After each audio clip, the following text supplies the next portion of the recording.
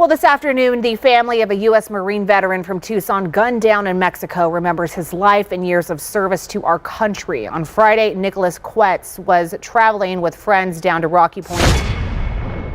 The heartbreaking death of Nicholas Quets, an Arizona resident, has ignited a firestorm of emotions and action. On October 18th, Quets was gunned down near a gas station in Sonora, Mexico, an area notorious for cartel activity. His father, a retired Navy officer with ties to the U.S. Marina, has publicly declared his intent to seek justice, not only for his son but for countless others victimized by cartel violence.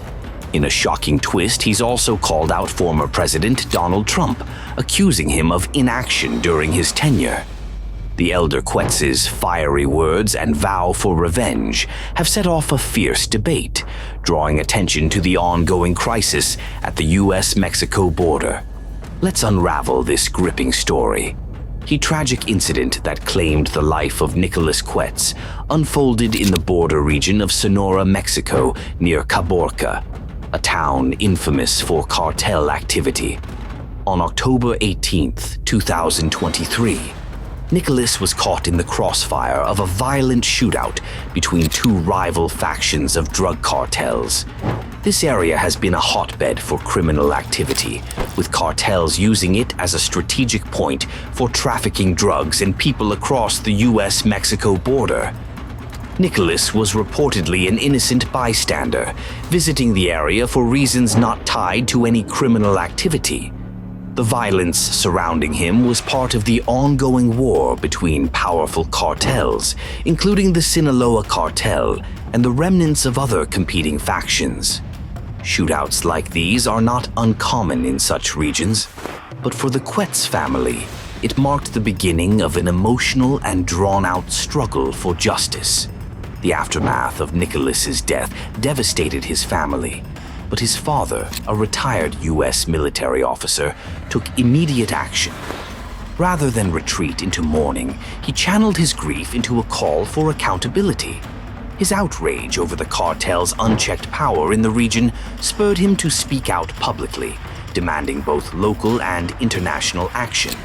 His statement that "my son is just one of too many victims" amplified the urgency surrounding the violence and the lack of meaningful intervention to curb it. Through this, Nicholas's father has transformed his personal tragedy into a rallying cry for justice and reform in the fight against cartels. This shift in focus, from personal loss to vocal advocacy, has placed the Quets family at the center of a larger conversation about cartel violence, cross-border law enforcement, and the responsibilities of both the U.S. and Mexican governments to protect their citizens from such brutality. The father's insistence on confronting the power of the cartels directly has brought renewed attention to the inefficacy of traditional law enforcement approaches in cartel-controlled territories. Nicholas's father, a decorated veteran of the U.S. Navy, often referred to colloquially as the Marina in Mexican contexts, has become a powerful voice against cartel violence.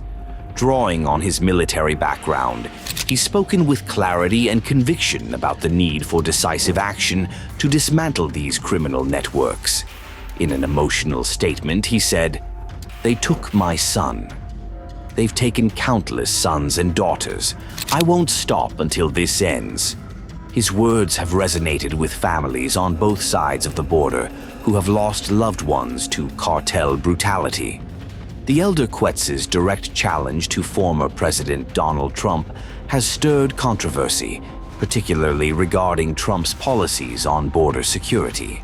Nicholas Quets' father, grieving the loss of his son to cartel violence, has publicly criticized Trump's approach, particularly his emphasis on building a border wall. Quets argues that while the wall was touted as a solution to illegal immigration and cartel activity, it was, in his view, a superficial measure that failed to address the deeper, more insidious issue: the cartel's unchecked power. Walls don't stop bullets, and they don't stop corruption, Quets declared in a recent interview. This statement encapsulates his frustration with the Trump administration's focus on physical barriers, which he believes do not effectively combat the rampant violence and corruption fostered by drug cartels on both sides of the border. He points out that cartels, which control vast networks of drug trafficking, human smuggling, and organized crime, are not deterred by walls. Their influence runs deeper, relying on bribes, intimidation, and a vast network of operatives on both sides of the border. Quets' comments have reignited a significant debate about border security, immigration policies, and the effectiveness of the Trump administration's strategies. Supporters of Trump's border wall argue that it was a necessary step in curbing illegal immigration and securing the U.S. southern border. However, Quets' criticism underscores a growing concern that the wall alone cannot address the more complex issue of cartel violence that devastates both Mexican and U.S. communities. His remarks challenge Trump's legacy and suggest that a more comprehensive approach, including stronger law enforcement cooperation, counter-narcotics strategies, and tackling corruption, is needed to truly stem the power of cartels. The state of Sonora, particularly the town of Caborca, has long been a battleground for some of Mexico's most ruthless cartels. Groups like the Sinaloa Cartel and Los Chapitos dominate the region, using violence to control drug routes into the U.S. This area has become synonymous with lawlessness, where even innocent bystanders like Nicholas Quets can become victims. Nicholas's death highlights the cartel's impunity and the inability of local authorities to curb their influence. This systemic failure has fueled calls for more aggressive intervention from the U.S., with Nicholas's father leading the charge. The elder Quets has vowed to take matters into his own hands if necessary. While he has not disclosed specifics, he has hinted at leveraging his military connections to create a task force aimed at targeting cartel operations. "If our leaders won't act, I will. I know what it takes to fight this fight, and I won't let my son's death be in vain," he proclaimed.